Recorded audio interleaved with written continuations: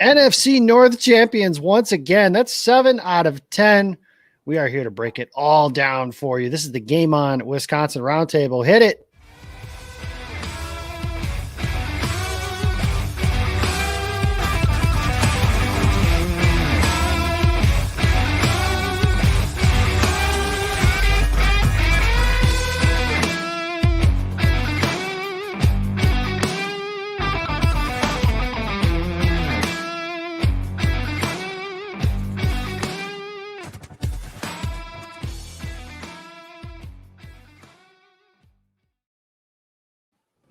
Oh, hi, everyone. How are we doing tonight? It's a beautiful day in the neighborhood, Mr. Rogers' neighborhood, which is what we could probably rename the NFC North at this point. This is the Game On Wisconsin Roundtable. I'm your host. I'm Jacob Westendorf. I am live, as always, in the Game On Wisconsin studios. I'm joined by my usual partner for Pulse of the Pack, Mr. Jason Perrone. The upbeat lollipop himself has got to be feeling pretty good today. And, of course, from Packer Report, friend of the show and becoming a bit of a regular on these things, and he's kind of my go-to when I'm in a pinch, Jake Morley. Boys, how we feeling? Yeah, pretty good. Day at the office, you know. Jason's still muted, so I mean he can't even tell me. Jason's muted. He's got the kids are running around. I don't know why I'm still muted. That's the best I've ever heard you. Idea. Probably. You know, you want to know how many times I tweeted today? I don't know. 0. That's impressive, honestly. Although I will tell you, the last time we were doing this was Jake was with me and the Chiefs were playing on Sunday Night Football, and we had started talking, and we had gone over an hour on that side of things, and then we were talking afterwards, and then we got to the second half, and they were in a close game with the Raiders, and he goes, "I gotta go. I gotta fire off some tweets," and I was like, "That's right. That is the world that we live in." But, ladies and gentlemen, as we mentioned, the Green Bay Packers are now 10-3, and they are your NFC North champions. So that means it's time for something new, right?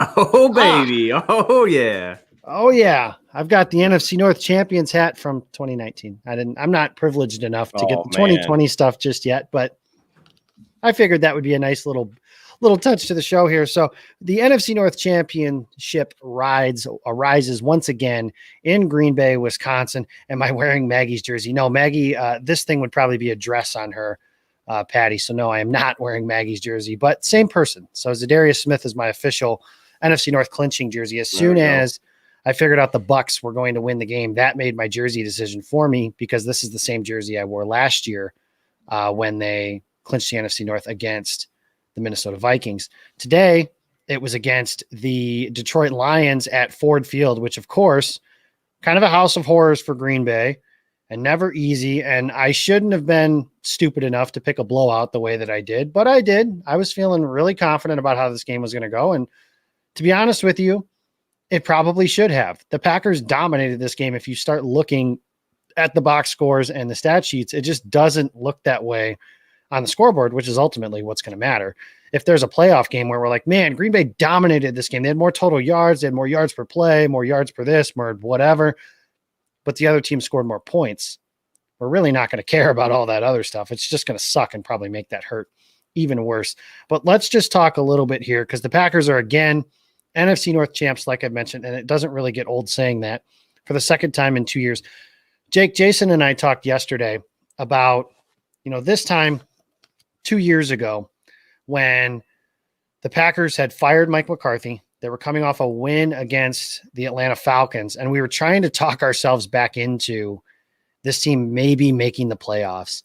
But then you start looking at it, like Jason Spriggs is playing right tackle, and just, the corpse of Clay Matthews and Nick Perry are rushing the passer, and Mike Pettin is trying to make chicken salad out of chicken what on the other side of the ball. And it's just not a good thing at that time. And we're really one bad coaching hire, one Jim Tom Sula, Freddie Kitchens type coaching hire from this thing turning into a path of mediocrity that really ends up with, I don't like to use this phrasing, but wasting the end of Aaron Rodgers' career. And now the Packers are, since they fired Mike McCarthy and under Matt LaFleur, now 23-6 with obviously 3 more games to play in his first regular season. So what are some of your thoughts on basically since maybe your reflection on December 2nd, they fire Mike McCarthy until now.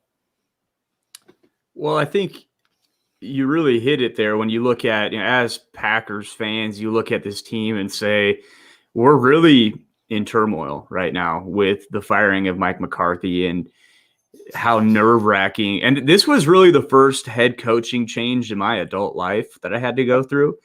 So it was interesting to just kind of feel that anxiety of who are they going to bring in? What if he sucks? What if he's terrible and we are now terrible for 10 years? He wasted the back end of Aaron Rodgers' career, and we have to watch, like the Brett Hundley Packers for the next 5, 10, 8 years. And that's a scary thought. Mm-hmm. But not only has Matt LaFleur come in and been the best coach for this team, he's been one of the best coaches in the NFL. And not only has he taken an Aaron Rodgers who was reeling and revitalized him, he's revitalized him to the point where, our buddy Zach Cruz just tweeted out, his passer rating is like 119 point something, where he set the single season record in 2011 with 122 point something. So he's in that same vicinity, but you look at how he's doing it and it's completely different. It's like he's the same guy, but his style of play, it's incredible what LaFleur's been able to come in and do in 2 seasons. 2 seasons is all it took for him. And really one, because Rodgers he's been playing this way since week 1 of this season. For him to come in and play with the patience that he's been playing with, and I think you look at those 2 seasons, you look at 2011, you look at 2019. Rodgers in 2011, 119.7. That's what that is. Thank you, JJ. But you look at him in 2011, and he wanted the big play. That's all he wanted to do, take shot plays. And he got it. He often got it. And it was a blast to watch. But then they met the Chiefs in week whatever it was, and they started playing that too high against them. And they said, hey, 12, we're going to make you be patient. We're going to make you take what we're giving you and work your way methodically down the field. And he wasn't great at it. It's kind of like, it's interesting because I think you look at Patrick Mahomes right now, and that's his style of play.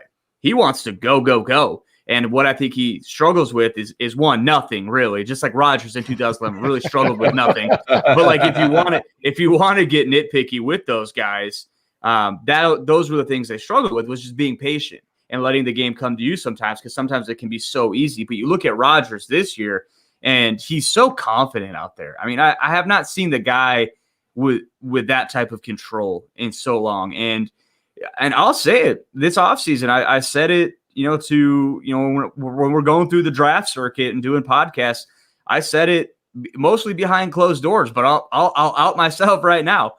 I was a person that would say, I think Aaron Rodgers can still be a really, really good quarterback, and I think they can win a Super Bowl with him, but he's never going to be the 2011 Rodgers again. He's not going to be that guy. And I'm so happy I'm wrong. Because he is 100% that dude again. He is the boogeyman. He is the guy that you just assume every time the ball comes out of his hand, it's going to be caught. It's going to be a big play. It's going to be a good play. And it's the same thing. And I think Rodgers was the only guy in the league for so long that was that way, that as Packers fans, we didn't even really understand what that felt like as an opposing fan. But if you turn on the Chiefs tape right now, that's what it feels like watching Patrick Mahomes too. Every time he throws the ball, I just assume it's a touchdown. Like I'm shocked at the end of the game when I'm like, oh, they only scored 4 touchdowns today. That's weird. It seems like they score every time they throw the ball. And so, but Rodgers and the Packers, they're back in that category. The Packers offense is actually more efficient and more high scoring than the Chiefs this season. So, just from a game to game, play in, play out, the Packers are actually putting up more points. So it's unbelievable. The offense. Well, and we're just talking about the offense right now, right? And 12 and Coach LaFleur. It's been a blast to watch. And we were talking about this in the pre-production meeting, whenever we talk about 12 and 15, Aaron Rodgers and Patrick Mahomes, who are going to get a lot of covers these next 3 weeks because they're so freaking good. And we don't need Super Bowl Sunday. Oh, State Farm, baby. We don't need to tear down as a Packers fan base. We do not need to tear down Patrick Mahomes and try to say he's bad at anything, because he's not. He's not bad at anything. He's freaking incredible. But Aaron Rodgers is too. And so just enjoy it. Like, just enjoy the battle. Enjoy kind of the banter going back and forth, because there will be some. and defend your guy. Have fun with it. But ultimately, everyone needs to understand, like, this isn't normal. It's not normal to have two dudes like this playing like this. And right. I mean, both so Griggs, I'm I want just to ask you then. I want to ask you both a question. Put you both on the spot right now. Which one's a better actor? Go quick, Morley. Oh, they both suck. They're both terrible. Oh yeah, they're both. That's the dog. The dog. That's one thing I was thinking. Maybe Mahomes is not a great actor. I'll say this. 12 he's got more experience, and I'll say the discount double check commercials were at least funny for a little bit.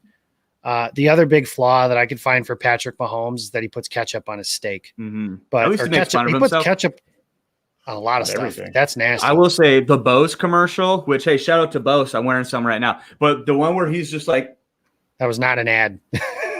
doing this, like in the whole commercial, this is all he's doing and listening to me. It's so bad. I mean, he looks like such a dork. And I think he is. He kind of is, though, right? I mean, yeah, he kind of is. That's just kind of how kind those of guys is. are. He kind of is a dork. I think he's kind of got some Russell Wilson in him, where he's kind of robotic. But I will say this: I know for a fact Patrick Mahomes' teammates love him. I can't say the same for Russell Wilson. So I don't know about Russ, but I will say this: what I will say about 15 is he's genuine, and I feel like Russ is an actor. Yep. And I feel that way I have a lot of different experiences, most of which I can't tell you guys on the air. So we'll have to do that. That's a privileged conversation we can have off the air. I do want to shout out my guy, JJ, across the pond. It is 2:00 in the morning. And cheers. He's here. Cheers, man. Every week. This guy is game on, probably biggest supporter. And this dude is in everything that we do. And he always asks what we have on a given night. So I very much appreciate you, JJ. And I can't wait to finally be able to get you on a show. We were trying to get you on the Brother to Brother podcast today, but then of course they moved this game to a 3:00 kickoff, and my brother is currently fighting through the COVID right now. So we've got a lot of stuff that we're trying to fix for that kind of stuff. Everything's okay, but we just got some things we need to work through here. But yeah, I mean, we're talking about it. Like you said, we're going to get a lot of coverage for these two guys for the next 2 weeks. And ultimately, you're picking between a Lamborghini and a Ferrari when you're talking about these two guys. I mean, it's just great to watch both of them play.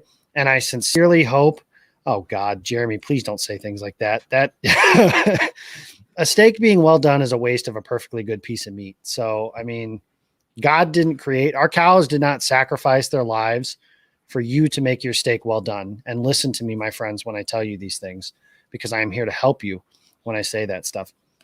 But let's get into it a little bit here. We've talked a little bit about Rodgers. We talked a little about Mahomes. Jason, we were able to reflect a little bit yesterday. Let's go general, broad, and then kind of break it down a little bit piece by piece. Obviously, Jason, you're the one who I will call you a warrior, and you're kind of like a mother from the standpoint, and you're kind of like my mother in this way. My mom is the one that when it's 41-7, she is still concerned. This is the best way I can describe my mother. Okay. When I was coaching youth baseball, we had the best team in the league, and we had our number, to the point where our number 4 pitcher was your team's number 1 pitcher kind of stuff. We were playing the worst team in the league, and we were winning 17-0. And we had an error, a walk, and then a base hit, and they scored 1 run. And my mom is just squirming on the side next to me. She's keeping a book. And then she goes, "Oh my God, you guys are falling apart." That's my mother. She can never relax. And unfortunately, there are games like one that happened in the Pacific Northwest 5 years ago that exists. So I can't be it's fine. It'll be fine. That's maybe not quite to the same level, Jason, but you are kind of that way. But give me your kind of general thoughts about how this game progressed from start to finish. Well, I want to just start by saying that we did the preview on that for that game, and I didn't think the Packers had a chance to beat the Seahawks anyway. I didn't even watch the end of that game. And what did I tell you? What did I tell you all week? I was so confident they were going to win, and I was 4 minutes away from being right. Well, you know what the biggest problem was that no one's talking about here is the fact that the Super Bowl was in my hometown in Phoenix, and every time the Super Bowl has been in Phoenix, the Packers are in the NFC Championship game with a lead in the fourth quarter, and they lose. So 2023, the Super Bowl is in Phoenix. The 2022 Green Bay Packers are going to get to the NFC Championship game. They will have a lead in the fourth quarter. I will leave it at that. So today, I didn't feel like the Packers were ever going to lose this game.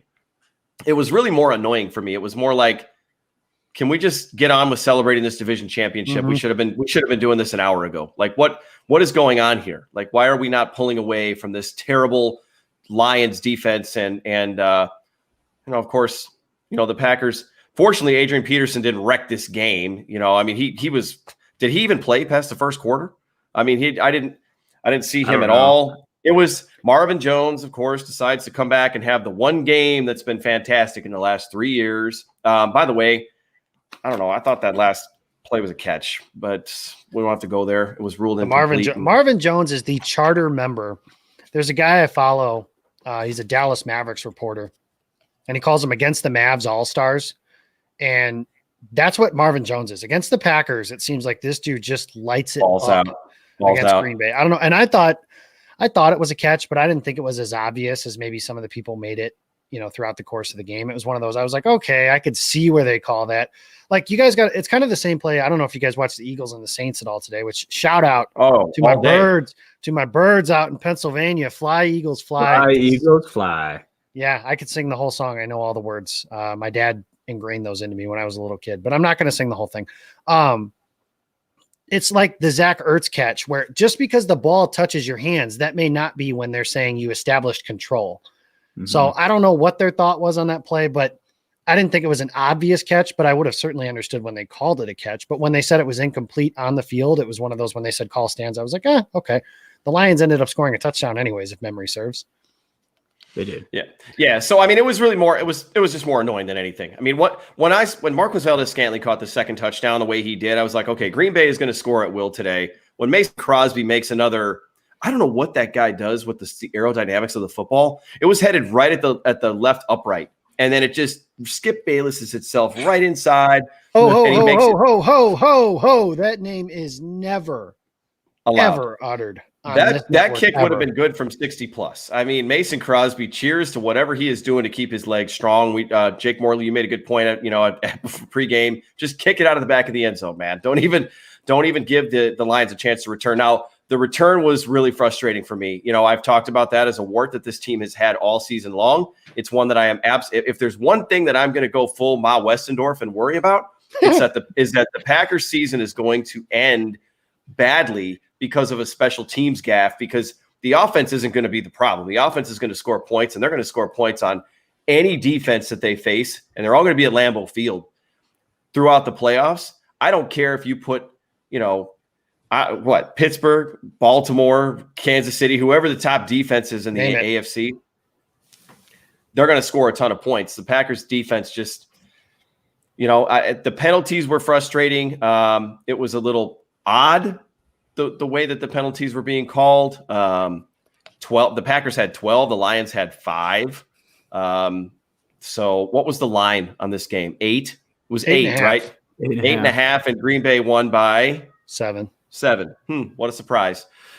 So really, it was just. Hold on a minute. Are we going down, conspiracy? Are we going down the rabbit hole? You're going to start telling me about votes coming. I don't gamble, so I don't know. I mean, no, I don't gamble. It was more annoying. But the point is that I have evolved to the point where I trust the absolute hell out of this offense to score enough points to win any game. So I was not worried. I was never, I was actually the one calming I was at a bar for the first time in a long time watching this game, and I was actually calming my table down. Like, they're not going to lose this game. It's just, unfortunately, we're not going to be able to pop the champagne halfway through the fourth quarter like we thought that we were going to be able to. I had it 38. I think I said 38-17. Jake, you had 48-20. Yep. They just didn't have enough possessions to score 48 is my excuse for that. Oh, and, honestly, keep your defense fresh. And the Packers did end up winning the time of possession battle. And they scored on all 3 of their possessions in the second half. So J.K. Scott didn't have to punt. That's a huge win in my eyes. Yeah, anytime the special teams doesn't have to go on the field. And I do. First of all, Andy Gilbert, somebody buy that man a nice beverage or something like that. I agree. I don't know if he's talking about me or the other Jake, but I don't really care at this point. I'm going to assume it's about me, and I appreciate that. Something else I do want to talk about. No, that is not my burn. No, Andy Gilbert's a real guy. He's a real person. He actually doesn't live that far away from me. Something I want to bring up. During the course of the game, Kyle Hoffenbecker tweets, fire Sean Menenga. And, sorry, notebook fell over. Real professional over here. During the course of the game, Kyle tweets that Sean Menenga needs to go. And I basically said, it's not the coordinator. And the word that I missed was it's just It's not just the coordinator's fault when it comes to special teams. My follow-up tweet, of course, said that. Well, I caught a little bit of heat on social media for saying everybody's like, of course it's just the coordinator. Well, Jason, you mentioned that, you're worried about all of those things with kickoffs. I remember in Super Bowl 45 thinking very vividly, Green Bay's up by 6, trying to do the math here. Like, I thought Green Bay was going to lose on a kickoff return. And for those of you that remember, if you really want to go in the archives, Antonio Brown was the Steelers. Antonio Brown was the kickoff returner. But if you really want to go in the archives, so Aaron Rodgers throws a touchdown to Jordy Nelson to tie that game in Atlanta the first time they played. They have a big return, a face mask penalty, and Atlanta's basically already in field goal range when they take the field. Do you remember who that linebacker was? Wilhelm. Michael Wilhelm, Ohio State. Sorry. That's bringing back bad memories, man. Never ever trust a Buckeye in a big spot. No. And we can get into some Buckeye stuff later if you guys really want to, but I will not. Anyways, hey, what up, Odie? Yeah, he's here. Odie is our best co-host for this show, but I remember thinking that way and looking into the special teams here. I wasn't defending Sean Menenga. I just hate the idea and the premise that we as fans tend to think that firing the coordinator is going to fix everything. And if there's anything that I think that we can have learned over the last 3 years with Michael Pettin, is that's not the case. Dom Capers is gone. Mike Pettin is in. And what about this defense has changed a whole lot? The Packers defense is a little bit better than some of those Capers units, but are they really good? No. And, I'm always a big believer that it's never just one thing. And I think trying to serve something as a catch-all, I think coordinators, especially on, if your head coach is a defensive guy, then your offensive coordinator makes for an easy fall guy. Same vice versa, obviously, in this case with Matt LaFleur. Special teams coordinator, et cetera. In this case, the Packers in this time frame over the last 10 years, they've had Sean Slocum and who was after it? Ron Zook and Sean Menenga. And not much has changed. I think in 2011, they had a good special teams unit based on the rankings, and that was it. However, Jason, you bring up a good point. This special teams unit is terrifying. And anytime they step on the field, I'm worried. Like as soon as Crosby makes the field goal, I was just like, okay, just make sure that they don't give up a big return. Even if they end up kicking a field goal or scoring a touchdown, Chase Daniels coming in the game, they'll have to take some clock. Well, now they're on the 40 and they don't have to take any clock. I don't know. I mean, I read an article and I don't remember who wrote it, but he said that basically the Packers, they don't emphasize special teams at all in the organization. And that's why special teams is the way that it is on a year in and year out basis. That's why you have guys like Malik Taylor returning kickoffs, or today it was Jamal Williams. And we had a question from Eric Bunnell saying, when do I think Tavon Austin is going to return kickoffs? I don't know. He wasn't a kickoff returner really in his heyday. He's always been more of a punt returner. I honestly think that what the Packers should be doing is if the ball is at the goal line, take a touchback and let Aaron Rodgers take the ball from the 25-yard line, because that is probably their best bet on anything. But, I mean, maybe a coordinator change would fix a few things, but not anything to make them overly special, I don't think. That's my thought on the special team side of things. Jake, what are your thoughts on the special teams unit as a whole? We talked about this a little bit, obviously, when we last met, because it was the Colts game. That didn't go very well, obviously.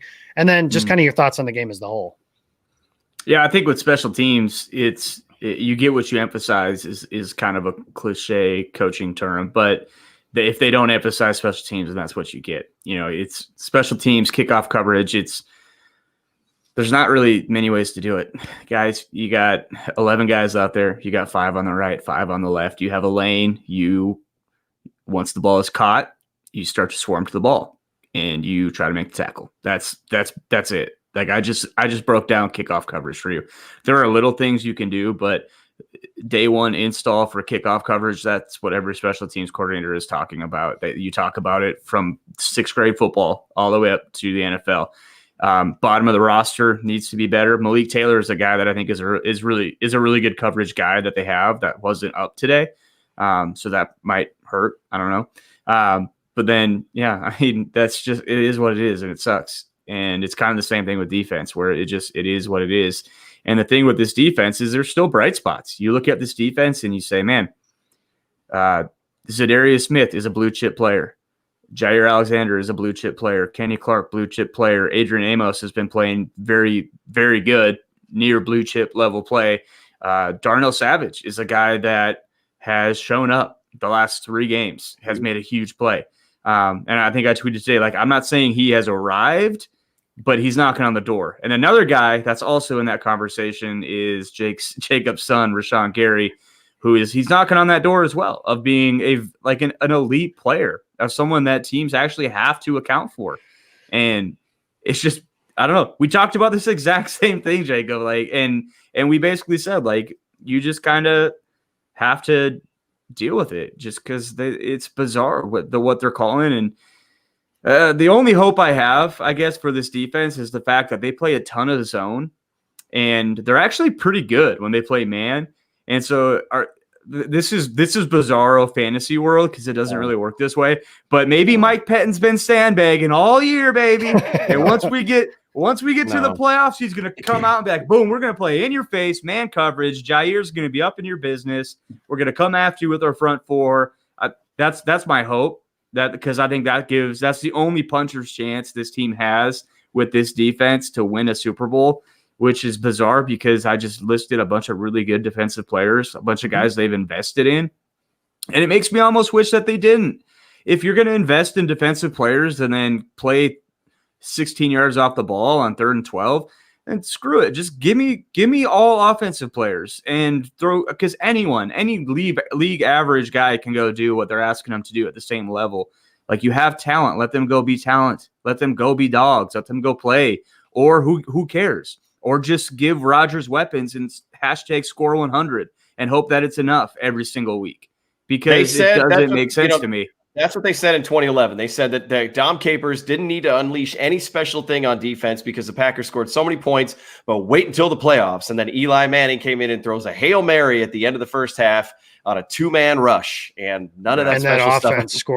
The Packers scored 13 points when the game was of concert. I mean, there was a lot. That was like the worst game they played. I think the Packers had fumbled twice all season, and they lost 3 fumbles in that game. I like the point you're getting at, and that's where, I mean, we can beat that dead horse. That's where the sum of the whole is not, the investment is not meeting the results on the field. And that's certainly where the questions about Mike Pettin, I think, are certainly fair. I do think there are some weak spots on this defense, and something that you didn't mention as far as blue or red chip players, Christian Kirksey. And he had a couple of nice games coming off of his injury, and I'm usually more patient than others when it comes to put this guy on the bench, put this rookie on the field, whatever. But he stinks, guys. I shouldn't say that, but he has stunk over the last 3 weeks. He was not good against Indianapolis. He wasn't very good against Chicago, and he wasn't good today, and he wasn't very good last week either. I mean, he's putting together a string of bad games. Ross Uglum, our colleague at Packer Report, tweets, I don't know how much longer they can play Kirksey. And my question after the game is, like, Kamal Martin, not really a good side-to-side player, but you can almost bet on some of his athleticism and making some splash plays. Like, Kirksey doesn't make any splash plays in the run game, and he's not exactly doing anything in coverage. Nick, you'd be like, oh, okay, so at least he can do that. It's just like, oh, there's Christian Kirksey being abused on that again. There's Christian Kirksey being beaten on that play again. And it's not good. And I almost think at this point you have to cut your losses and bet on the athleticism and maybe live with some of the rookie mistakes that Kamal Martin might make, which, Jake, we talked about this after they played Indy. That's something this staff really hasn't done. There aren't a lot of young players that just get given the benefit of the doubt in terms of playing time. Jason, you're kind of shaking your head throughout the course of that entire thing, but this linebacker position, we had hoped that with Martinez being gone, that Kirksey would be an upgrade. And it's quite clear to this point, I don't think not only has he not been an upgrade, I think he's been a downgrade. And I'm not somebody that was a Blake Martinez truther, but he was at least sound in some of his stuff. And Kirksey's not even that. So what are your thoughts on 58 and the future as in these last 3 games and into the postseason? Well, they're in a tough spot because you have to assume the coaching staff is not putting Chris Barnes and Kamal Martin out there more for a reason. And these games are becoming more important. The playoffs are important. Christian Kirksey has the experience But yeah, the skill set is just not there. I feel like he's getting flagged once a game. I think he had another holding penalty today. He just is not good in coverage. He can't stay healthy enough to be as effective as he could potentially be. But there's a reason why Chris Barnes and Kamal Martin can't be out there. Now you throw in the Raven Green injury for 3 weeks, which could lead to him not coming back at all. And the Packers are in a really tough spot now in the middle. They were ascending. It was a situation where they had options and it was good. Now you take Raven Green out of the equation, and then you've got 2 other rookies in there. And I don't want to make Chris Barnes sound like he's all world, but he's played well when he's been out there. Kamal Martin has made some nice plays too, but he also just kind of seems like the type of rookie that makes great plays when it's downhill and there isn't a lot in front of him, but you put a blocker on him and what's going to potentially happen, and is he going to make a mistake in a big spot? So the Packers are in a tough spot. This is one area where I'd say this is to those who say, hey, let's just get rid of Pettin. This is one of those things where it's like, hey, look, the horse is there. You have to be smart about what you're doing with your scheme. And the Packers have a problem stopping the run. And the answer is not to put 7 defensive backs out there to try to stop it. So you've got to get something out of your linebackers. Christian Kirksey, you just – with a guy like that, I guess the big thing I think we have to hope for as Packers fans in these last 3 weeks and going into the playoffs is that he somehow can play above his head out of nowhere. I don't know what else to say about it, but I do understand why he's out there over some of these other guys. But I don't know if we can, if we can either give, which one's the good one, the blue or the red pill to Kamal Martin and Chris Barnes. Let's do that, because I would love to see those guys out there and just what they offer. Christian Kirksey, like you said, Jake, just isn't special, and that could and ultimately probably will lead to a liability at some point that the Packers can't afford, and I don't want to see it. Yeah, and I think I was going to say too, like the Packers don't care about inside linebacker. Like I think we know that, and I'm not saying they're right, and I think they're actually wrong when it comes to that. I think they need a guy in there that can play sideline to sideline with Kamal, because I think that's a really good pairing. But I think as a whole for this defense, something that I think is starting to creep up, guys, is the cornerback position has not been good. Jair is the best cornerback in the NFL. But beyond that, King has been up and down his whole career. Josh Jackson was fine, I guess, when he was in there. And Chandon Sullivan has kind of started to slip in his play a little bit. Mm-hmm. So you look at this team going into next year and you start thinking, well, do they need to invest in the cornerback position high again next year? You could very realistically be looking at this team going into next year saying, all right, good riddance, Kevin King. Thank you for the 4 years you were here. You were a good player for us. You were a bad player for us. You were a lot of things for us. But and we're going to roll with Josh Jackson, and we took a cornerback high. And I think the upside of that is, what if you hit on a corner again? I think the idea of having Jair and another stud across from him is really enticing and would do a lot for this defense. But then, yeah, it's tough, guys. Like this.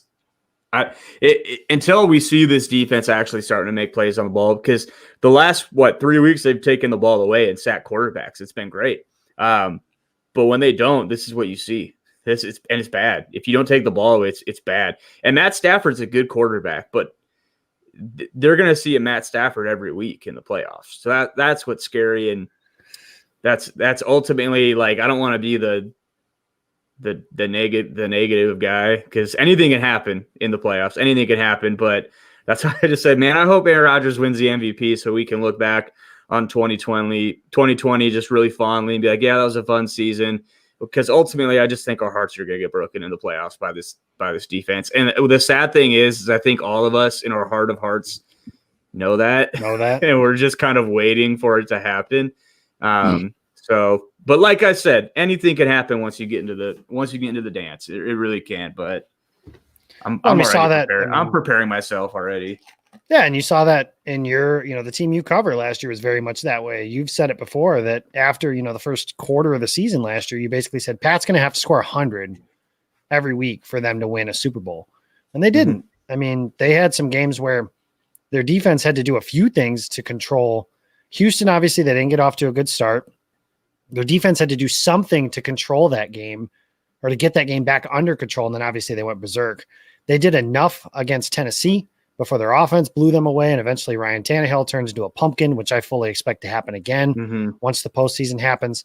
And then in the Super Bowl, their defense was actually a bigger reason they won that game than people will give them credit for, because their defense played really well down the stretch. And so that's can the Packers defense, can they catch lightning in a bottle like that? Probably not. But who knows, man? Who knows? It could. I mean, why not? Like you mentioned, I think what you've kind of pointed at, which is interesting, is the Packers defense is really good on the edges, if you will. Kevin King's a good player. He's probably a red chip, borderline replaceable kind of player. Jair, you obviously mentioned, as a blue chipper. Kevin King is who do you get? If you get good Kevin King, he's a good player. But it's a flip of the coin every week. Yeah, and the last 2 weeks he was really good, and today not so much. He was actually probably below average to poor. I won't be surprised if that's the case. But he was pretty good the last 2 weeks. Today, not as much. And the things that I thought Peter Bukowski put it pretty well, and that was the things that King struggles with haven't changed. Those are things that he still struggles with from his rookie season to now. And there is upside to those cornerback spots, like you mentioned, but that middle of their defense, whether you're talking nickel corners or, dime backs or middle linebackers to defensive linemen not named Kenny Clark. Although I will say, for all the gnashing of teeth about this Packers run defense, they have played very well the last 3 weeks, save for one run by David Montgomery against Chicago. They played really well last week against Miles Sanders, who somebody buy that man a cheesesteak, because he's the biggest reason that Philadelphia won today. And then obviously the week prior, they did well against Chicago. They scored enough points. But today against Detroit, with a game that was relatively in the balance most of the day, 7 carries, 24 yards for DeAndre Swift, 4 carries, 7 yards for Adrian Peterson. For everybody that was worried about that, total 15 carries for 51 yards. Their longest run of the day was an 11-yard reverse by Jamal Agnew. When it came to anything else, as far as quote unquote normal runs, their longest run was 5.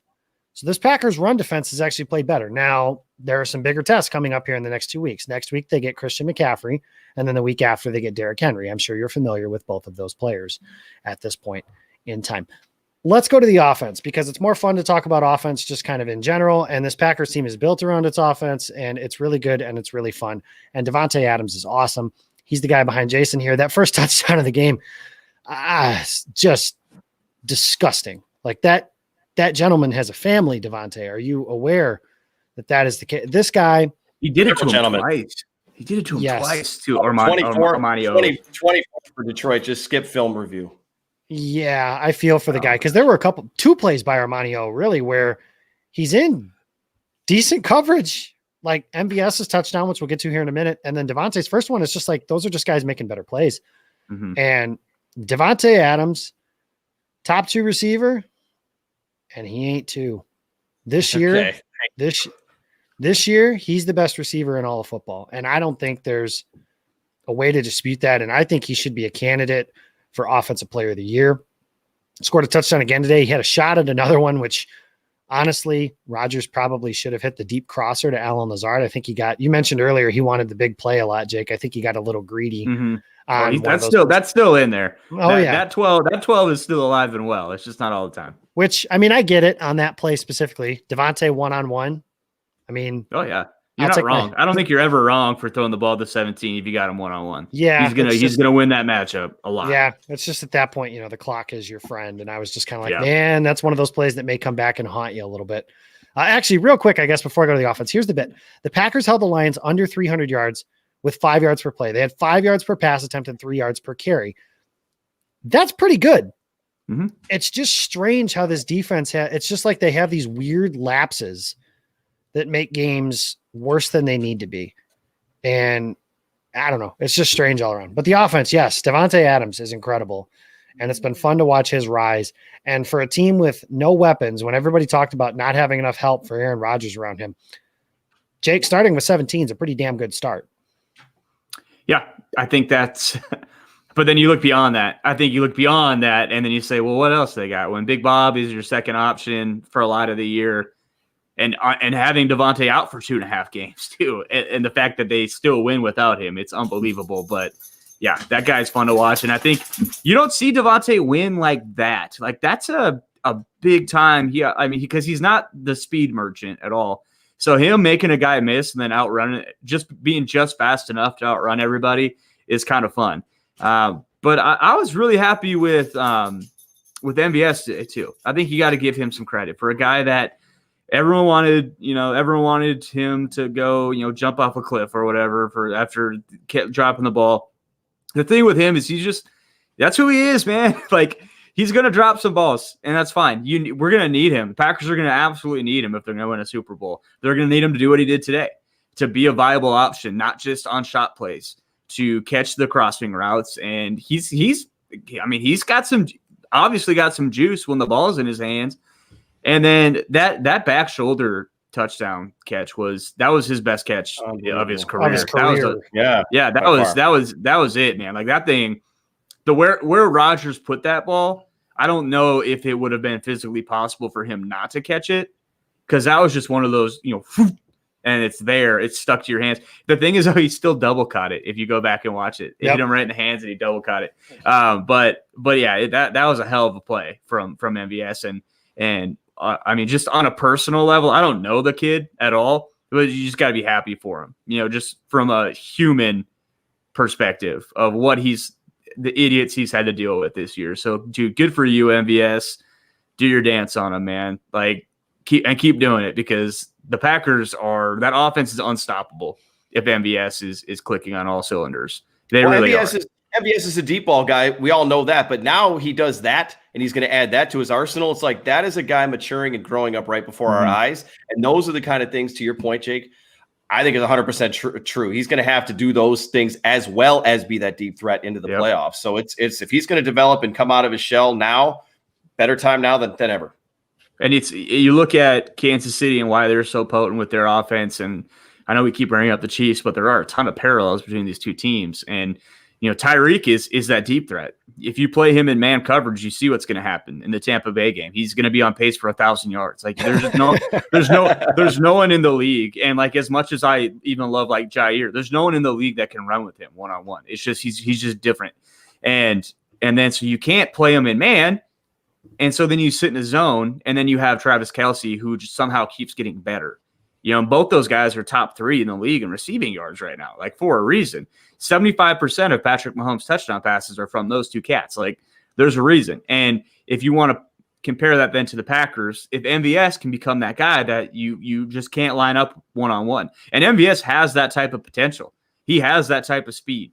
Not Tyreek Hill speed, but speed that is scary to say you need to put someone over the top of him. We can't be in man coverage on him, or else they're going to go to him every single time, and they're going to hurt us. And then Devontae is kind of the Kelce in that scenario, where Devontae is gonna devour your zone defense. Like, you can't play a zone against Devontae. He's too good. He's too smart. And Allen Lazard is kind of that way too. But if you take MVS out of the equation, then you can bracket Devontae. You can sit in man. There are corners in the league that can cover Allen Lazard in man coverage. Like, he's not that good. I mean, he's good. I feel bad now. I love Allen Lazard.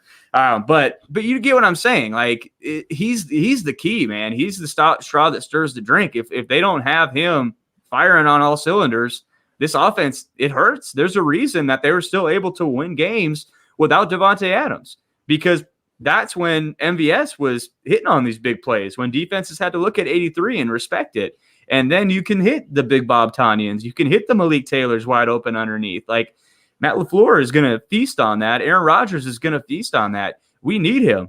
They need MVS. Like, so good for that dude. And, I mean, it just opens up everything, the running game, everything. I mean, it's fun to watch, guys. And that's why they've been so, like, persistent on believing in him and all that stuff. They know that, right? They know that they need him to be that guy, because they don't have anybody that runs like that. They don't have anybody that can move that way. That was kind of my argument this past season for Trevor Davis, and why I was as high on him as I was. And obviously that didn't work out. He ended up with the Raiders, and I believe is now out of the NFL. I don't know if he's on a roster or not at this point, but I believe he's out of the NFL at this point. But when you have that level of speed, you have to be able to do those things. And with the Packers, like you mentioned, Devontae is not beating you deep like that. Not in the true speed sense, like some guys like Tyreek Hill is. And, when we're talking about Tyreek Hill, you just mentioned that's a different level of speed. He's the fastest player in a straight line, and he's the fastest player side to side. He is a phenomenal athlete. Dude, that end around that he scored on today, that's nuts. And he does stuff like that every week. Like, you think he's bottled up for a gain of 5, and then he just like out of a cannon through 3 defenders, and then he's gone. Like, just gone. It's bonkers, man. Just different. 6 catches, 85 yards for MVS today. He had the touchdown, like you mentioned. He's somebody who, I tweeted it after he scored the touchdown, and that was, the MVS roller coaster is on its way up because, like you said, he's going to have a couple drops. He's going to have a lapse here or there. He's going to have a play in a big spot that maybe isn't necessarily the greatest, and that's unfortunate when that does happen. But, man, when he hits, it's crazy to watch just how fast that can happen when he's able to do stuff like that. And he's had certainly some special moments this season like that. This is definitely his best season as a pro. I mean, I know that's not saying a whole heck of a lot at this point in his career, but he's been very good. Somebody else that I do want to talk about is Robert Tonyan. And you brought him up, Jake, a little bit in that little soliloquy that you had there. And just somebody that, first of all, I do want to apologize to Robert Tonyan because I did say at one point in the season that I thought Irv Smith was a better player than him at this point, and that's not true. Robert Tonyan is a better player. He's a touchdown maker in the red zone for the Packers. I believe with that touchdown today, he has more touchdowns this season than Jimmy Graham had in his 2 in Green Bay. So that's really good. Obviously, I think that, the Packers, they've been looking for coming into today. Tonyan was their second leading receiver. That may have changed with MVS's big day, but he's their second option. And he just is one of those guys. He's not Travis Kelce. He's not George Kittle. He's not Darren Waller. He's not somebody like that, but he's a good player and he's been a good find by this team and he's reliable. And you can see that like something simple that you can see today. And I know it's a play action bootleg and it's kind of relying upon some deception, but 3rd and 5, division title and game on the line. And the Packers are throwing him the ball. And they've done that a few times this year where they've trusted him to make the play to get the first down and seal a game like that. So I think that, thank you, JJ. Trevor Davis is now on the Washington practice squad. I didn't know that. So that's good to know. Good for Trevor. But Jason, what are your thoughts on the Packers? Because obviously we came into the year thinking this was Jay Sternberger's show, and that has not come to fruition for one reason or another so far this season, obviously. And Tonyan's been a big person to step up because this Packers team, every week you're going to get Devontae Adams and you're going to probably get a dose of Aaron Jones and Jamal Williams. But after that, it's kind of been by committee. But Tonyan has kind of been a guy who stepped up and provided a reliable second option. Yeah, didn't get it right on Sternberger because he was my breakout player of the year, but they did get a great production from a tight end, and it just happened to be Robert Tonyan. He's been awesome. And if you throw Mercedes Lewis in there, who's catching a few balls a week as well, the tight end position is just fine in Green Bay. And we saw this moxie from Tonyan last season. I think even the year before, he made a couple of nice catches. He gets fiery. He's got that, that moxie when he's in the game. You can tell he knows he belongs. He's not afraid of the moment. He doesn't care what his draft stature is. He's just going to play lights out every single week, and he's been reliable. He catches the football. My only issue and my only complaint about Tonyan is, can he stay healthy? Because he's had some injury issues in the past couple seasons, and he has, knock on wood, stayed healthy so far this season. The Packers are absolutely going to need him. But if Jay Sternberger was going to not do what we thought he was going to do this season, and man, I hope he's okay. That shot he took last week looked pretty bad. The concussion protocol, I hope that he's able to return. I still think Jay Sternberger's got some work to do this season if he can come back and be a part of things. But Robert Tonyan is absolutely holding down the fort in a fantastic way. And if there's one way that Brian Gutekunst is going to pay homage to Ted Thompson, it's in that he continues to also find some guys like this, like Ted used to, just some gems that kind of come out of nowhere. Tonyan's been awesome. And come on, with a name like that and a persona and a look like that, he is a Green Bay Packer from A to Z. And I really like the thought, and this is a 2021 thing, but year 4 next year, Robert Tonyan, and then year 3, Jay Sternberger. That's something I'll be hyping up all offseason. So get ready to tell me how Jace hasn't done anything for me to have this optimism and all that stuff all offseason long. I look forward to hearing about all that stuff. Dude, the thing about real quick on Jace though is it's not his turn. Like you look at this team and you look at the development of tight ends, and Jace is doing what they're asking him to do at a really high level. He's basically had to take a step back as a tight end and kind of kick back to that H-back role that they wanted DeGuara, who we're not even mentioning in this tight end group. And he's had to do a lot of bat stuff. And he's not always the first, second, third, or even fourth read on some of these route concepts. So I'm here for the Jay Stern development. I am not getting off that train. And he's going to be, I think he's going to be a good Packer, if not a great Packer, for a long time, because and from the conversations I've been able to have with him too, because he's super approachable on social media. If you want to talk to that dude, he'll talk to you. And I mean, he's just a team first guy, and he's not upset about Big Bob getting looks in front of him. In fact, like the opposite, he's stoked on it, and has even mentioned stuff about, how if he would have stayed healthy last year, he would have been doing this last year, So I'm here for the Jace Sternberger year 3 of development, because that is usually when tight ends take their big jump. So I'll be riding that train with you, Jacob. Oh yeah, we are the presidents, I believe, of the Jace Sternberger fan club. We have matching jackets in the mail at some point. The other thing I could tell you, if you want to be optimistic about Jace Sternberger, Tyler Dunn did his story for his Go Long publication that has the Packers and just a bunch of stuff in there about Jordan Love and AJ Dillon. But one of the bits in there was about Jace Sternberger, and it was really good. And one of my favorite exchanges, and one of the reasons I'm kind of as high on him as I am, is that exchange with Jadeveon Clowney in last year's playoff game, where Clowney rips him down by the face mask, and 3rd-round rookie gets in the face of former number 1 overall pick, intimidating defensive end Jadeveon Clowney like it's nothing. So he kind of goes through that exchange with him, which was pretty cool. And that was fun to see. So I'm still excited about Jace. I'm ready for him to be back next week. Hopefully he's healthy and ready to roll here for the stretch run, because I still think, like you mentioned, he can make some plays. There's a level of speed and playmaking kind of down the field ability that he has that Robert Tonyan doesn't.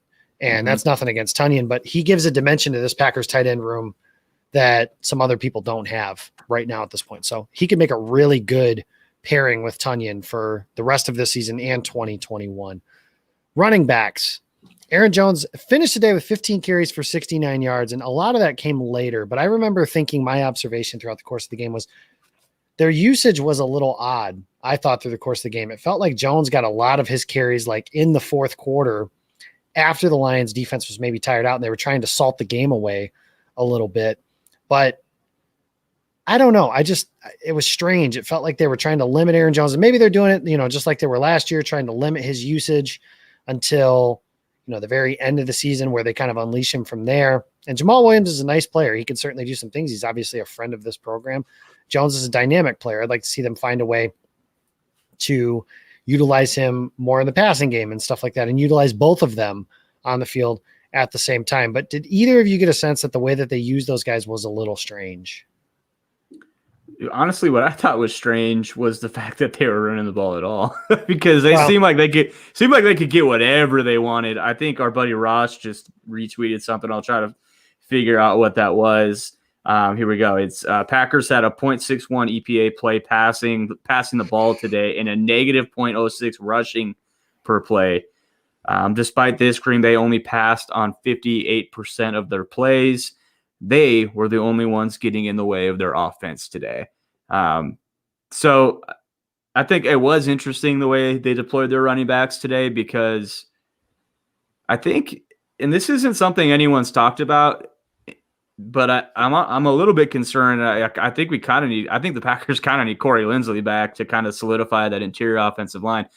That outside of Aaron Jones's 75 or whatever yard touchdown run last week, which really padded his stats, I feel like they haven't run the ball as effectively with Big L at the center position. I think, you're moving 3 guys around in there on the interior offensive line, and those running backs are not getting to the type of clean running lanes that they typically are. I thought last week both those guys ran the ball really hard, and I thought they did again today as well. I thought everything they got today, they earned, So I think that's interesting when you look at that, what's going on with Elton Jenkins. And because if there's one thing he's not great at right now, it's run blocking. Like he's a dude in the passing game for sure, but he's not really much of a people mover yet. And that's not weird. That usually comes with time with offensive linemen. He's still a really young guy.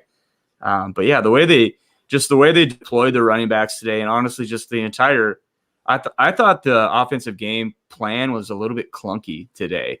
You saw the play clock running down to 0 a lot today. I don't know if I was the only one that noticed that. And Rodgers lets it get down there, but I felt like it was almost every play. He's moving guys around. It was kind of, you go here, you do this. It was just a lot of pre-snap motion, but it didn't seem like it flowed as well. I don't know if I was the only one that noticed that, but I know I'm getting kind of off the subject. You asked about the running backs, and I literally just said everything but the running backs. But yeah, they didn't really use them today, or they didn't have a huge part in the game plan today, I didn't think. Well, I asked at one point the Slack chat, the game day chat, like, is Aaron Jones hurt in the first half? Did I miss something? Because I'm watching the same game everyone else is. I don't see him out there. And to your point, Jake, I think the Packers kind of just wanted to play keep away. They only possessed the ball 3 times in the second half. And I don't know if that's low. I mean, how many times can you really possess a ball in a half? Maybe that's average or not. But it just seemed like the idea was long drives. And I came in saying the same thing. Look, just keep Detroit's offense off the field, because if there's an area where this game is going to get wrecked, it's going to be the Packers defense brain farting and not getting it done or giving up a big play or something like that. So I think all those things put together, because I also noticed that as well. You saw the Aaron Rodgers quick timeout with 1 second left on the play clock. It almost seemed like a game of cat and mouse and keep away a little bit. That's all I got, because Aaron Jones is another one of those guys. If you're going to put the ball in the hands of your best players, you got Aaron Rodgers, you got Devontae Adams. Aaron Jones should absolutely be 3 or 4. Yeah. I do want to give one shout out to the end of the game, because the game, for all intents and purposes, essentially ended on the Mason Crosby 58-yard field goal. And it was appropriate considering the setting and everything. He made every kick today. I do owe you another apology, Mason, because it was in this stadium a couple years ago where I would literally not refer to you by name. I remember very vividly. I said after the Detroit game in 2018 that the Packers need to make the kicker walk back to Green Bay and then cut him on Monday. And then I wouldn't call you by name for a few weeks. And then obviously you made the game-winning kick the following Monday.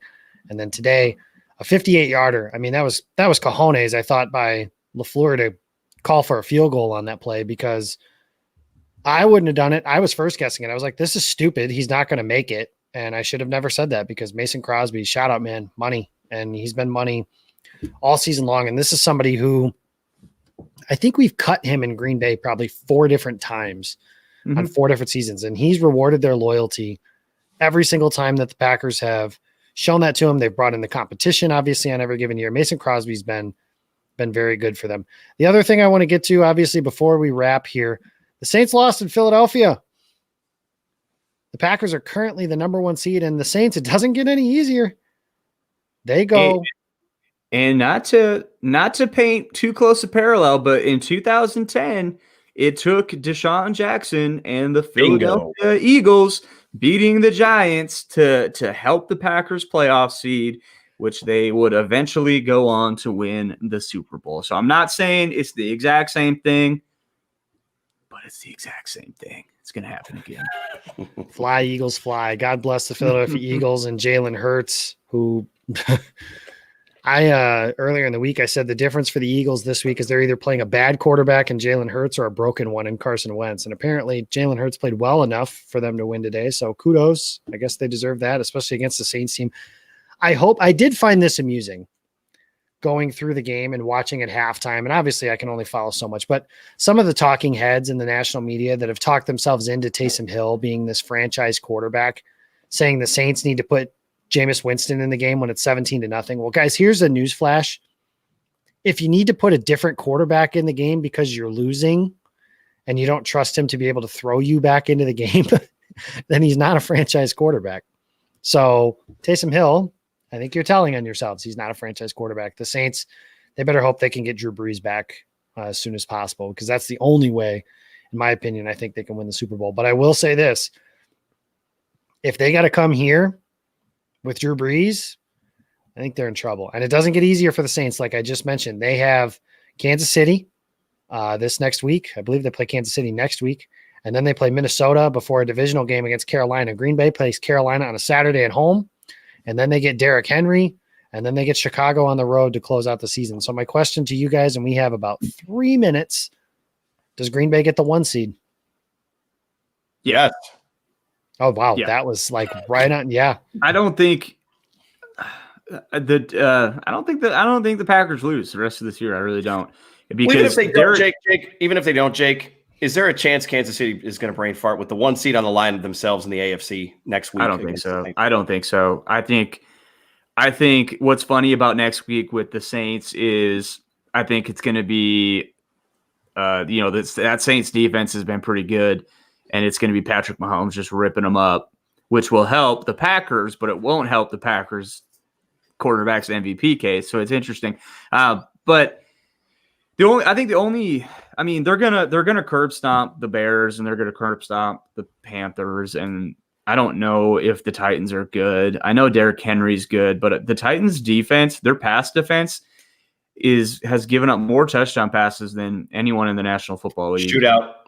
And Rodgers is gonna score every time they have the ball and take Derrick Henry out of that game. Third down defense in the NFL. Yep. 32nd out of 32 teams. Yep. Their defense sucks.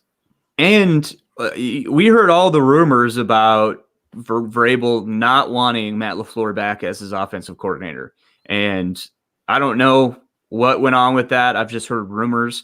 But point is, Coach LaFleur is going to be motivated to go in there. even if things ended hunky-dory with him and with the Titans, he's a competitor. He's going to want to go in and say, I'm the better coach. My team's better. Like, I'm going to whoop your guys' asses. And he is. They are. They will. Yeah. So, and that'll be fun. I love Coach LaFleur. How fun is it that we, in a year or two of Coach LaFleur, we're already not really even talking about him enough because we just expect it. We expect his team to come out and have an excellent game plan. And like even today, when I don't think they did, I don't think today was the best game plan he's ever put together. And it's just kind of like, well, whatever. It's because he's already established that much clout. Like, man, we're spoiled. And Jordan Love is just going to keep this train rolling, baby. Oh God, I can't wait for Jordan Love to win 3 MVPs. I mean, how can you end it on any other way than that? That is incredible. So appreciate if Jalen Hurts can come in and look like a competent NFL quarterback today, then Matt LaFleur sure as hell can put together an offense around Jordan Love. Like, come on. I am still not 100% convinced that Jordan Love ever plays a meaningful snap if Aaron Rodgers is going to play I don't disagree with you there. I don't disagree. If Rodgers plays this way for the next 5 years, Jordan Love is going to start somewhere else. Like, yes, that's it. And if Jordan Love ever does start, it's because he's doing everything better or as good as 12 in practice. And if 12 is still playing this good, that should be freaking exciting. Well, and the Jets will wreck Trevor Lawrence enough that he can just come on over and take over and wherever Jordan Love ends up. So there you have it. Boom. We fixed it. We figured it out. We got the next wave. Just let us know. Every problem solved. Like I said, I'm entitled to Hall of Fame quarterback play. So as we mentioned, the Packers currently the 1 seed. They sit 1 game ahead of the Seattle Seahawks and the Los Angeles Rams. They own that tiebreaker with the New Orleans Saints. So got to kind of keep an eye on the Rams and the Seahawks a little bit as well, just in case that happens. But they kind of have some stuff to fight each other with in case that 1 seed may come down to that. But the Packers control their own destiny, win the next 3. The road to the Super Bowl goes through Lambeau Field. And Aaron Rodgers talked about that in his press conference. It's something they've always wanted, something to be able to do. Well, now it's right in front of you. Win 2 home games and a divisional game on the road in a stadium you've owned. And the NFC Championship game can very well be hosted at Lambeau Field. And you have to win 1 last playoff game, which I think this year is huge. More than any other year has been huge. And obviously that would be big in any year. But getting that bye and playing in those home games in a playoff scenario in a year where, I mean, just think about it, guys. Like something as simple as a player, knock on wood, test positive for COVID during what would be their bye week. That would be huge for him to not potentially have to miss a playoff game. Just thinking that way. Team hasn't had a bye week since week 5 too. I mean, that would be exactly huge. Something just for their overall health. And we were talking today about, Rashawn Gary is nursing a little something according to Matt LaFleur in his press conference. I mean, there's just getting that rest too. And I know people are like, oh, they don't play well off the bye, because obviously they didn't this year by playing the Bucs. The difference, obviously, last year they did play well off of a bye against Seattle, and that game was at home. And secondly, I have an opportunity to work an NFC Championship game if the Packers are at home. So selfishly, I want that goddamn game in Green Bay. So, damn it. Yes. Please and thank you. Will it into existence. I will will it into existence right now. So God bless the Philadelphia Eagles. That's always been, I don't have a second favorite team, but if I had a soft spot for another team, it's always been the Philadelphia Eagles. Bless them for beating the Saints, who I have an irrational hatred for. I've talked about that as well. Thank you for doing what you've done. The Lord's work today. Seahawks, Rams beat up on each other the last couple of weeks of the season. I'll very much appreciate that. Packers, win your last 3 games. Let's get this thing done. Thank you guys for everybody that's stuck around over the last hour. Obviously, Mom, I know you're here every single week. If there's anybody that supports me, it's always my mom. JJ, you're here all the time. Dan, I think you said you checked in a little late, but you did check in. Everybody else, Aaron, I know you were in here. You're obviously in on just about everything. Follow us on our social media stuff, guys. That's Game On WI on Twitter, Game On Wisconsin on Facebook. You can follow Jason. He's at Jason Perone. Jacob Morley, you can find him on Twitter. He's at Jacob Morley. He does the Packers game preview for Pack Report, and maybe an off-season kind of thing here at Game On Wisconsin. That's something we could certainly talk about. But the Green Bay Packers are your NFC North Division champions, and a special shout-out to our friend, producer Kyle, who I make fun of a lot, but I promise not to say anything mean about him the rest of the night because he put this video together for us as our closeout. Everybody, the Green Bay Packers are NFC North champions. Celebrate it. As Aaron Jones breaks loose. Aaron Jones, he's headed for the end zone. And he's going to be in with a Packer touchdown. Rodgers is going deep for Valdez-Scantling. And he's got it. Into the end zone. Touchdown, Packers. Marquez, Valdez-Scantling. Rodgers will keep it. Aaron Rodgers runs it in for a Packer touchdown.